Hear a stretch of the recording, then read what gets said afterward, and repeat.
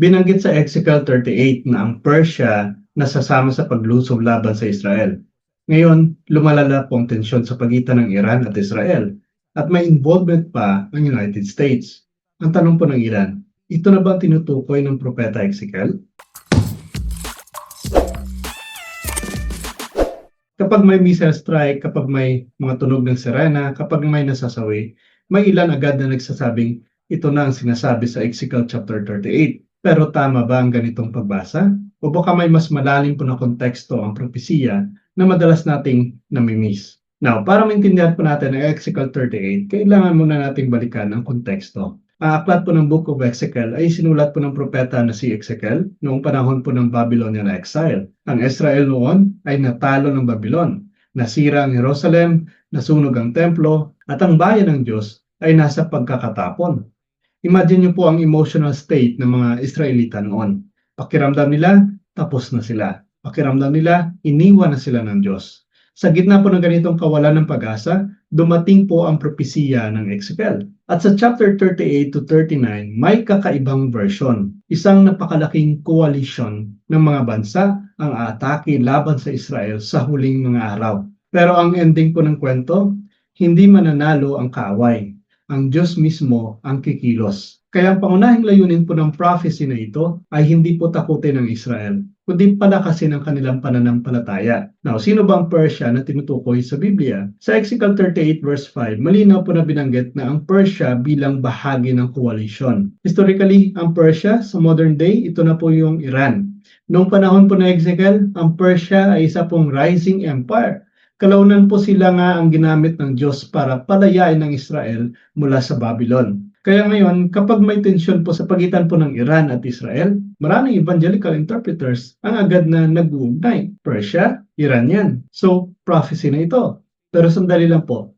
Ang simpleng historical equivalence ay hindi automatic po na prophetic fulfillment. Hindi po porket may modern Iran ngayon, ay bawat military action nila ay fulfillment na agad sa Ezekiel 38. Now, sino ba ang Gog at Magog na tinutukoy dito? Dito po lalo nagiging komplikado. Sa Ezekiel 38, sinasabi po ang pangunahing leader ng pag-atake ay si Gog of the land of Magog.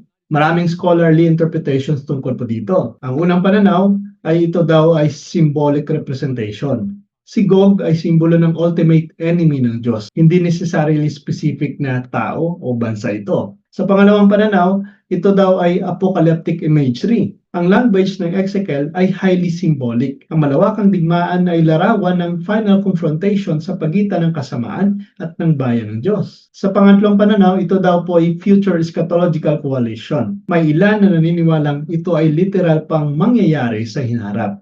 Mas lalo na itong naging interesting dahil po lumitaw muli si Gog at Magog sa Book of Revelation 20. Ibig sabihin po may layered symbolism. Hindi ito simpleng one-time news headline prophecy. Now, may parallels ba ngayon?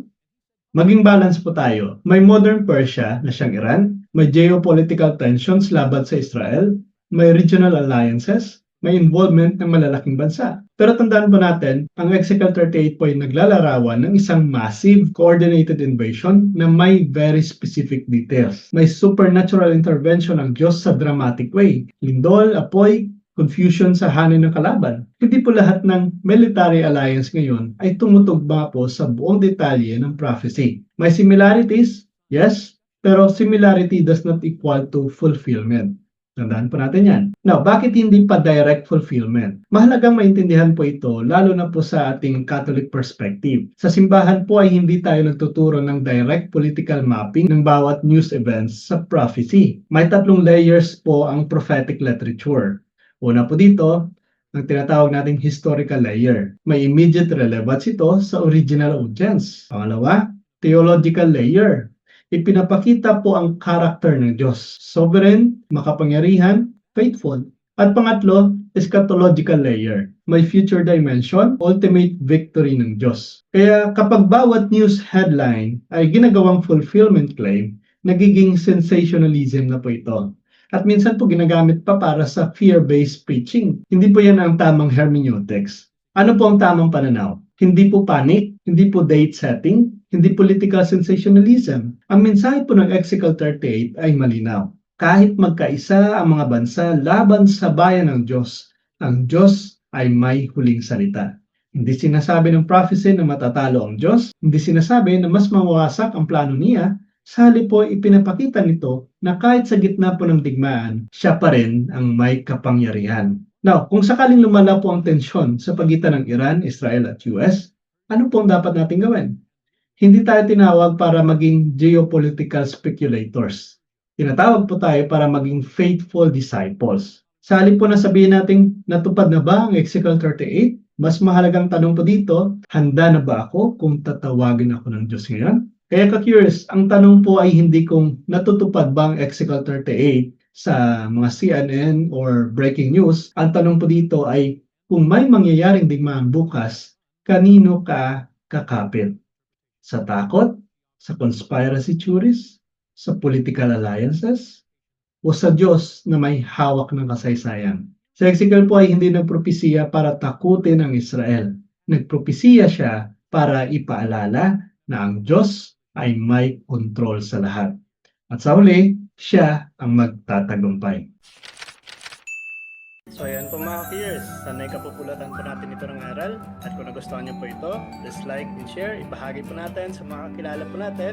And please don't forget to follow and subscribe po ng ating YouTube channel, Mr. Curious Catholic. Muli po, this is Mr. Curious Catholic, kasama po ninyo sa pagtatanggol ng ating simbahan. Pro Deo et Ecclesia. Sa Diyos po ang lahat ng kapurian.